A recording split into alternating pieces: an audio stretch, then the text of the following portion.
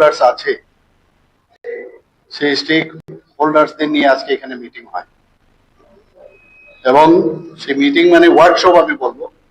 ইনগুরাল session হয়েছে, second সেশনে পুরো যে টেকনিক্যাল বিষয় সেই বিষয় নিয়ে আলোচনা হবে।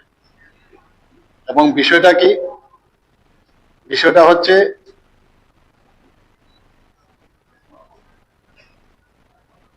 যে বিভিন্ন যে আমাদের 1 জুলাই 2024 তিনটা নতুন যে ক্রিমিনাল লজ যে এনাক্টেড হয়েছে, সেই বিষয়ে ত্রিপুরাতে আরো ভালোভাবে যে কোঅর্ডিনেটেড এফোর্টস এর মাধ্যমে যাতে এটা ইমপ্লিমেন্ট করা যায়, সেই বিষয়ে আজকে এখানে এই ওয়ার্কশপ এবং এট লেংথ এখানে কথাবার্তা হয়েছে। এবং আমি মাননীয় চিফ সেক্রেটারি মহোদয় এখানে আছেন, আমাদের মাননীয় ডিজি সাহেব আছেন এবং হোম মিনিস্ট্রির এবং পুলিশ ডিপার্টমেন্ট থেকে আজকে যে এই আয়োজন, সেই আয়োজনের জন্য আমি ওনাদেরকে ধন্যবাদ দেব। মুদ্রা কথা হচ্ছে যে এখনকার যে তিনটে আইন হয়েছে, যে ভারতীয় ন্যায় সংহিতা, ভারতীয় নাগরিক সুরক্ষা সংহিতা, ভারতীয় সাক্ষ্য অভিনিয়ম, এই তিনটে আইনের বিষয়ে বিস্তারিত এখানে আলোচনা হয়েছে আজকে।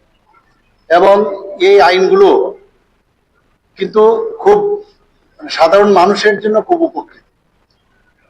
এবং আগে যেমন ব্রিটিশ কলোনিয়ালের যে আইনগুলো আছে সেগুলোকে ডিমিনিশ করে পরিবর্তন করে এই আইনগুলো হয়েছে এবং তাতে করে অনেক সুযোগ সুবিধা আছে।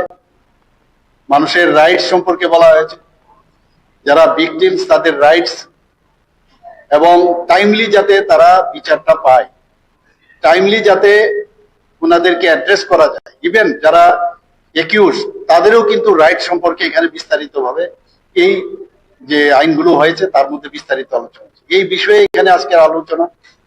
এখানে বিশেষ করে এখানে তো টেকনিক্যাল সেশনে যারা প্রসিকিউটর আছে, পুলিশ ডিপার্টমেন্ট আছে, ফরেন্সিক ডিপার্টমেন্টের যারা আছে, এক্সিকিউটিভ যারা আছেন, হেলথ ডিপার্টমেন্ট থেকে আরম্ভ করে সবাই এখানে ছিলেন। এবং যেটা আমি বললাম যে এখানে আজকের যে বিভিন্ন সোর্সে যখনই কোনো ক্রাইম হয়, সেই ক্রাইমের যে ডিএনএ থেকে আরম্ভ করে সেখানের যে রিসোর্স গুলো আছে, রিসোর্স মানে সেখানে কোনো জিনিস যাতে হারিয়ে না যায় সেগুলো প্রপারলি কালেক্ট করা, এভিডেন্স গুলো, সেই সব বিষয়ে জোর দেওয়া হয়েছে। এবং আরো বিস্তারিত এখানে আলোচনা হয়েছে, এই বিষয়ে সেকেন্ড সেশন আলোচনা হবে। তো আজকের এখানে যে এই ওয়ার্কশপ, আমি নিশ্চিত যে আগামী দিনে ত্রিপুরার জন্য, ত্রিপুরা আপনারা জানেন যে ল অ্যান্ড অর্ডারের দিক দিয়ে 28টা রাজ্যের মধ্যে আমি সবসময় বলি নিচের দিক থেকে 3rd পজিশনে আছে এবং আমরা চাইছি যে এটাকে আরো নিচের দিকে যাতে আমাদের যায়। এনডিপিএস এর কেস সম্পর্কে এখানে আলোচনা হবে, বিস্তারিত আলোচনা হয়েছে এবং সেকেন্ড সেশনে এখানে আলোচনা হবে। এবং একটা গ্যাপ কিন্তু আমরা সবসময় দেখি যে যখন পুলিশের কাছে এফআইআর এর জন্য যায়, এফআইআর এর পরে অনেক সময় এফআইআর মানে সেই থানার মধ্যেই যেতে হবে তার নিজের জায়গায়। এখন কিন্তু এই যে নিয়মগুলো হয়েছে, ভারতবর্ষের যে কোনো জায়গার থেকেই এফআইআর করা যায়। শুধু তাই নয়, এখানে ত্রিপুরাতেও যে কোনো তার সেম জুরিডিকশনেই তার এফআইআর করা যাবে সেরকম না, সে যে কোনো জায়গার থেকে। এবং যে ইলেকট্রনিক্স এর মাধ্যমে, ইলেকট্রনিক্স কমিউনিকেশনের মাধ্যমে সে এই এফআইআরটা করতে পারে, তার রিপোর্ট। এবং সেখানে বলা হয়েছে যদি র্যাপ কেসের আসামি থাকে তাহলে, বা র্যাপ ভিকটিমস এর যে তার যে report within 7 days health department থেকে দিতে হবে।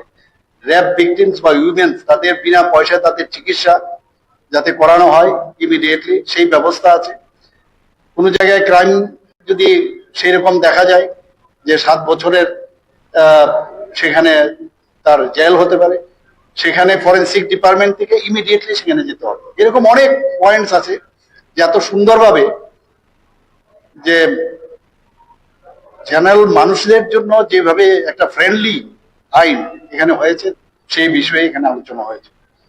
আমি আশা করি যে আমি এখানে বলেছি যে সাধারণ মানুষ হয়তোবা এই তিনটে যে আইন হয়েছে নতুন, অনেকে অনেক কিছু জানে না, আমরা অনেকে জানি না, এবং আমি নিশ্চিত যে এখানে যারা প্রসিকিউশনে আছে, পুলিশ ডিপার্টমেন্টে আছে বা অন্যান্য হেলথ ডিপার্টমেন্ট, সবাই ওরা তো জানবেই, কিন্তু সাধারণ মানুষকেও সেই রাইটস দেওয়া উচিত। এখানে বলা হয়েছে যারা কম বয়সের যারা মেয়েরা আছেন তাদের থানায় না গেলেও চলবে, যারা 60 ইয়ার্স এর উপরে আছে তারা থানাতে না গেলেও চলবে, বা যারা ইল পার্সন বা যারা ফিজিক্যালি হ্যান্ডিক্যাপ, তারা আগে আমরা জানতাম যে থানাতে যেতেই হবে, আদারওয়াইজ সম্ভব।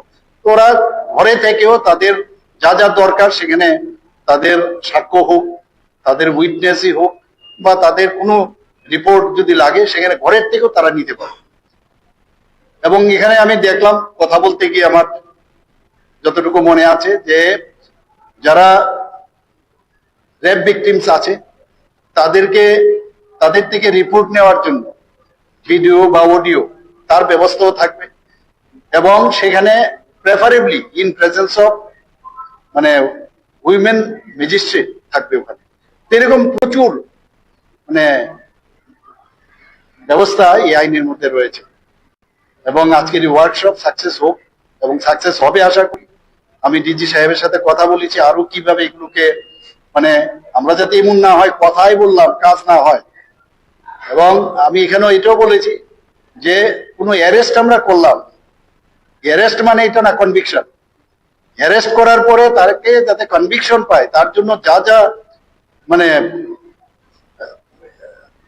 তার জন্য যা যা দরকার সেগুলো যেন এট বেস্ট করা, কোনো জায়গায় যেন কোনো খামতি না থাকে।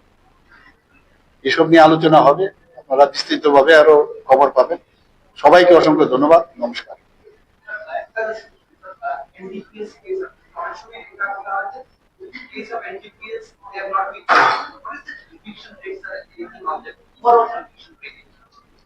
না, NDPS তো previously there was no proper conviction rate, but nowadays there has been increased. There has been increased the conviction rate regarding this NDPS case. And I told the police and our PP, APP and all legal people, I told them there must be some coordination between police and them, and in case there is any lacuna, it should be, or there is gap, it should be filled up.